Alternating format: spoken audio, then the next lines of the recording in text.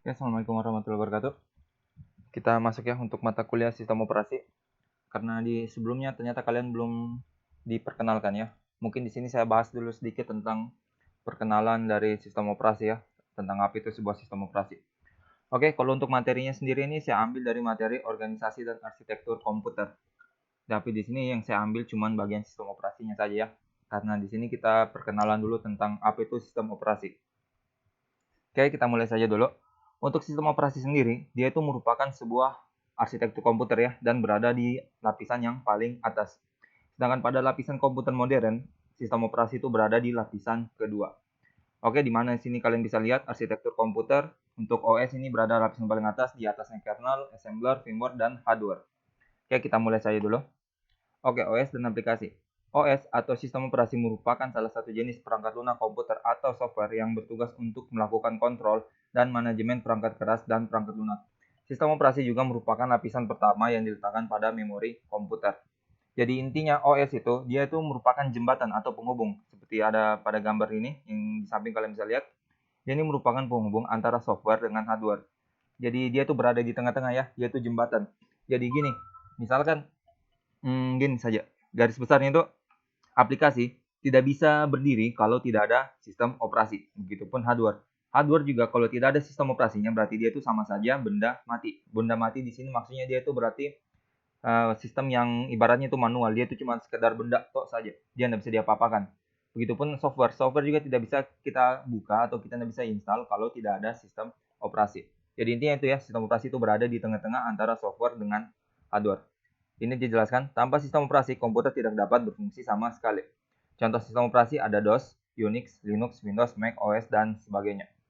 Oke, ini ibaratnya sistem operasi ya, dia berada di tengah-tengah, dia menghubungkan semua software, hardware, dan sebagainya. Dia menghubungkan keyboard, printer, mouse, monitor, disk drive, aplikasi, dan sebagainya. Oke, kita masuk ke bagian kernel. Kernel merupakan inti dari sistem operasi. Jadi dalam sistem operasi itu merupakan sebuah kernel ya yang tergabung dan merupakan jembatan penghubung antara aplikasi dan hardware. Dia itu sama dengan OS tadi. Kernel berfungsi untuk mengatur semua fungsi yang ada di dalam OS dan menjalankan semua perintah-perintah yang berasal dari prosesor. Karena semua perintah yang masuk itu akan diproses di prosesor ya. Oke, kemudian akses software dalam OS bisa berlangsung bersamaan. Hal ini membuat kernel harus mengatur semua kinerja aplikasi yang berjalan bersamaan. Hal ini disebut multiplexing. Maksudnya gini, akses software dalam OS bisa berlangsung bersamaan itu maksudnya kalau kita membuka sebuah aplikasi, itu kan maksudnya kita bisa membuka atau bisa menjalankan sebuah software atau aplikasi secara bersamaan. Nah, di situ misalkan kalau kita ngelik atau kita mau buka dua aplikasi secara bersamaan, itu pasti ada yang lebih duluan, walaupun bedanya cuma sepersekian detik. Misalkan aplikasi Word dengan Excel, kalian klik bersamaan untuk mau buka kan, tapi di situ pasti ada yang lebih duluan terbuka, entah itu Excel atau Word. Mungkin di situ perbedaan cuma sepersekian detik. Cuman komputer yang bisa mendeteksi perbedaannya itu yang mana duluan. Nah, ya, hal itu disebut multiplexing. Kemampuan untuk mengatur software yang dapat bekerja secara bersamaan. Nah, kemudian desain arsitek dari kernel. Jadi ini intinya ya dari sistem operasi dia itu terdiri dari kernel dan ini desain arsiteknya. Secara umum ada 4 ya. Ada monolitik, mikro, hybrid, dan exo. Monolitik. Monolitik kernel dia itu ada kernel dan aplikasi. Di sini tidak ada penghubung. Jadi kernel dan aplikasi ini saling berhubungan langsung. Nah, positifnya, maksudku kelebihannya dari monolitik kernel, aksesnya itu cepat. Misalkan aplikasi ingin mengakses sebuah kernel, dia itu bisa langsung karena dia tidak ada pihak ketiga. Nah, kekurangannya, kalau kernel misalkan kekurangan dari monolitik, apabila terjadi kesalahan di kernel, maka akan berpengaruh di aplikasi. Begitupun sebaliknya, apabila terjadi kesalahan di aplikasi, maka akan berpengaruh di kernel. Hal ini disebabkan kenapa dia bisa langsung saling efek, karena dia tidak ada pemisah, tidak ada yang menjembatani, tidak ada penghubung. Beda dengan mikrokernel. Mikrokernel, dia ini misalkan, kita bahas kelebihan dulu ya, mikrokernel. Mikrokernel kelebihannya apabila terjadi kesalahan atau error di aplikasi tidak akan berpengaruh di kernel karena ada server sebagai pemisah ataupun sebaliknya.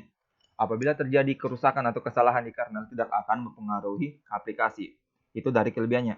Tapi kekurangannya, dia ini prosesnya akan terasa lambat karena ada pihak ketiga yaitu server. Dimana-mana kalau kita berurusan ada pihak ketiga pasti akan terasa lambat kan? Tapi urusan bisa lancar. Oke, sekarang kita masuk ke hybrid. Hybrid kernel dia itu menggabungkan antara monolitik kernel dan mikrokernel. Di mana apabila terjadi kesalahan kernel maka tidak akan berpengaruh di aplikasi, ataupun sebaliknya, apabila terjadi kesalahan di aplikasi tidak akan berpengaruh di kernel. Tapi dari segi kecepatan dia ini sama dengan monolitik walaupun ada pihak ketiga. Dan hybrid kernel ini yang yang sekarang digunakan untuk Windows atau OS-OS terbaru. Pokoknya yang digunakan sekarang ini adalah hybrid model sekarang ya. Dan exokernel dia ini model kalau mau dibilang dia ini masih dikembangkan lah kayak gitu. Karena ini memungkinkan kita untuk membuka sebuah OS secara bersamaan. Maksudnya ini membuka lebih dari satu OS secara bersamaan. Kalau sekarang kan kita paling bisa buka OS itu pasti berganti-gantian kan. Kita nggak bisa menggunakan dua OS secara bersamaan, pasti harus ada satu yang dimatikan dulu.